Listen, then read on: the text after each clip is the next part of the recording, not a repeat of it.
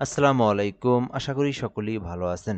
সুপ্রিয় চাকরিপ্রত্যাশী ভাই বোনেরা, বাংলাদেশ বিদ্যুৎ উন্নয়ন বোর্ডে একটি নিয়োগ সার্কুলার প্রকাশ করা হয়েছে। যেখানে কিন্তু ৫৮৭টি পদ রয়েছে। বিশাল বড় একটি নিয়োগ সার্কুলার। আপনারা এই বিশাল বড় নিয়োগ সার্কুলারটা সম্পর্কে বিস্তারিত দেখতে পারেন। আপনার শিক্ষাগত যোগ্যতা আবেদন করতে পারবেন। আর এটা কিন্তু আগস্ট মাসের মধ্যে সবথেকে বড় একটি নিয়োগ সার্কুলার। তো অবশ্যই আপনারা এই ভিডিওটা শেষ পর্যন্ত দেখবেন। কিভাবে আবেদন করতে হয় এটাও আপনাদেরকে বলে দেওয়া হবে। এখানে বলা হয়েছে বাংলাদেশ বিদ্যুৎ উন্নয়ন বোর্ডের একটি নিয়োগ সার্কুলার, রাজস্ব খাতভুক্ত একটি নিয়োগ সার্কুলার, মানে সরকারি স্থায়ী পার্মানেন্ট একটি চাকরি।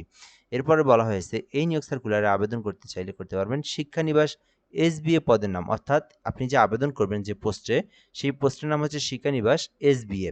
এরপরে বলা হয়েছে জাতীয় বেতন স্কেল 2015 অনুযায়ী বেতন দেওয়া হবে। বেতন স্কেল দেওয়া রয়েছে, এখানে দেখে নিতে পারবেন।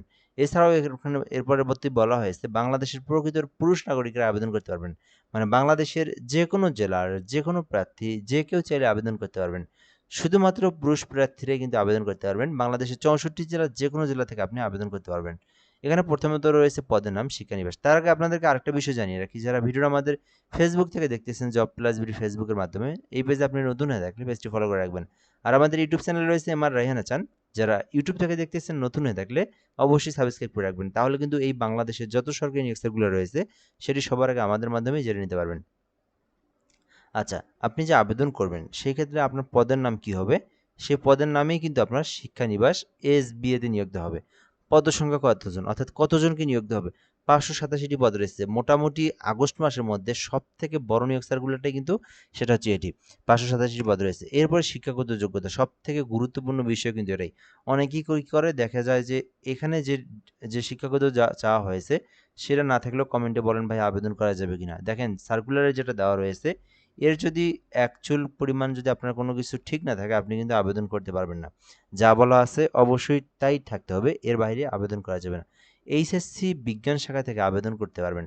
যারা শুধুমাত্র এইচএসসি সায়েন্স থেকে লেখাপড়া করেছেন তারাই আবেদন করতে পারবেন, বাকি কেউ আবেদন করতে পারবে না। অনেকেই হিউম্যানিটিস অর্থাৎ মানবিক থেকে লেখাপড়া করে বলে ভাই কোনোভাবে কি করা যায় না, এটা কোনোভাবেই সম্ভব না। আসলে বিষয়গুলো যেটা দেওয়া রয়েছে ওটা থেকে আবেদন করতে হবে। যারা এসএসসি এইচএসসি সায়েন্স থেকে লেখাপড়া করে আছেন শুধুমাত্র তারাই আবেদন করতে পারবেন। খ নম্বরে বলা হয়েছে কোনো পরীক্ষার্থী দ্বিতীয় বিভাগের নিচে নয়, অর্থাৎ আপনার রেজাল্ট যেটা সেটা কিন্তু ফার্স্ট ক্লাস অথবা সেকেন্ড ক্লাস থাকলে আবেদন করতে পারবেন। এক কথায় আমি যদি আপনাদেরকে বলি যাদের রেজাল্ট এসএসসি এবং এইচএসসিতে 2 পয়েন্টের উপর শুধু তারাই আবেদন করতে পারবেন। 1 পয়েন্ট ডাবল লাইন হলেও কিন্তু আবেদন করা যাবে না।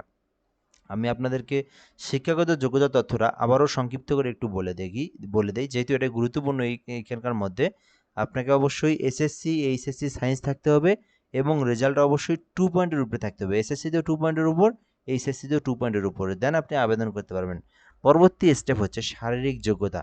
এই ক্ষেত্রে আপনার শারীরিক যোগ্যতা, এখানে আপনার শারীরিক যে উচ্চতা ওজন এগুলো নির্দিষ্ট করে কিছু বলা নাই। জাস্ট আপনার ফিটনেস যেন ঠিকঠাক থাকে, আপনি যদি অসুস্থ না হন, আপনি যদি একদম শারীরিক ফিটনেস যেন ইয়াং থাকে, স্ট্রং থাকে, দেন আপনি আবেদন করতে পারবেন। এগুলো আপনার তেমন কিছু না।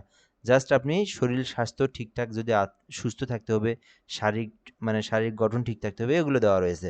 সো আপনারা তাহলে আবেদন করতে পারবেন। গুরুত্বপূর্ণ বিষয় হচ্ছে পুরুষ প্রার্থী আবেদন করতে পারবেন এইচএসসি পাস এবং 2 পয়েন্টের উপরে থাকলে আবেদন করা যাবে। এখন আমরা দেখব কিভাবে আবেদন করবেন। এই আবেদনের প্রসেসটা কি?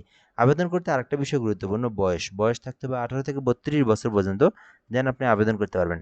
আর আবেদনের সময়সীমাটাও কিন্তু খুবই গুরুত্বপূর্ণ। বর্তমানে কিন্তু এই আবেদনটি চলমান রয়েছে। আগস্ট মাসের 23 তারিখ পর্যন্ত আবেদনটি করা যাবে। যারা আবেদন করতে চান এই মাসের 23 তারিখ পর্যন্ত আবেদন করতে পারবেন। কিভাবে আবেদন করবেন? এই যে লিঙ্কটা দেখতে পারতেছেন bpdbstaffteletour.com, লিঙ্ক থেকে আবেদন করতে হবে। অনেকেই নিজেরা আবেদন করতে পারেন না, তাদের জন্য আমাদের হোয়াটসঅ্যাপ নাম্বারটি দেওয়া রয়েছে 017758300312। এই নাম্বারে যোগাযোগ করে আপনি ঘরে বসে বাংলাদেশের যে কোনো সরকারি চাকরির আবেদন নির্ভুলভাবে করতে পারবেন। তবে অবশ্যই আপনারা যারা এই সার্কুলারে আবেদন করবেন, আপনারা যারা এই সার্কুলারে আবেদনের জন্য আমাদেরকে হোয়াটসঅ্যাপে এসএমএস করবেন, অবশ্যই আপনার জন্য শিক্ষাগত যোগ্যতা তথ্যটা ঠিক থাকে। এর বাইরে যদি থাকে এসএমএস দেওয়ার প্রয়োজন নেই। অবশ্যই সায়েন্স থেকে এসএসসি এইচএসসি পাস করতে হবে এবং অবশ্যই 2 পয়েন্টের উপর রেজাল্ট থাকলে আপনারা আবেদন করতে পারবেন। আমাদেরকে হোয়াটসঅ্যাপে এসএমএস দিতে পারেন। আমরা একদম সুন্দরভাবে, একদম নির্ভুলভাবে আপনার ইনফরমেশনগুলো নিয়ে আপনাকে আবেদন করে দিয়ে অ্যাপ্লিকেশন কপিটা পাঠিয়ে দেব। সো নিজেরা যারা আবেদন করবেন তাদের প্রসেসটাও বলে দিচ্ছি। এই যে লিঙ্কটা দেখতে পারতেছেন, যে কোনো ব্রাউজারে গিয়ে এই লিঙ্কটা লিখলেই আপনার সামনে আবেদনের ফর্ম চলে আসবে। ওই আবেদনের ফর্মটা একদম নির্ভুলভাবে পূরণ করবেন। আবেদনটা সাবমিট দেওয়ার পরে আপনাদেরকে সরকারি ফি জমা দিতে হবে। সরকারি ফি ১১২ টাকা। এখানে আপনারা আরও ১০ টাকা বেশি রিচার্জ করবেন যেহেতু পেমেন্ট করবেন আপনারা। সো এখানে বিপিডিবি স্টাফ ইউজার আইডি 160 পোল্ট নাম্বার সেন্ড করবেন। সেন্ড করলে পিন নাম্বার দেওয়া হবে। আপনারা আবার 160 পোল্ট নাম্বার সেন্ড করলে আপনার পেমেন্ট সম্পূর্ণ হয়ে যাবে।